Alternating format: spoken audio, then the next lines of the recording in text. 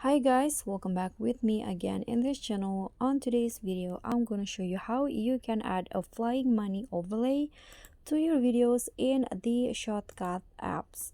So here, I've already import a photo to shortcut, and you can always use a video if you want, but I'm going to just use this photo. And after that, to add the flying money overlay, you can just find the overlay option, click on add overlay, and then just go to stock here at the top.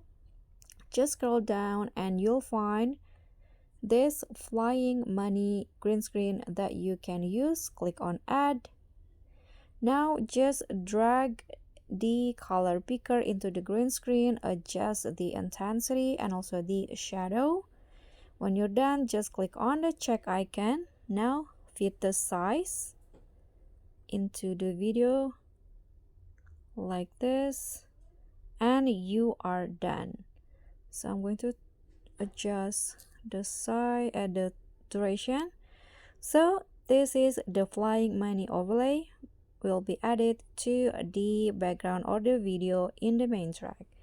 And that's all from me. Thank you so much for watching. Don't forget to like, comment, and subscribe. Also click on the thanks. Bye.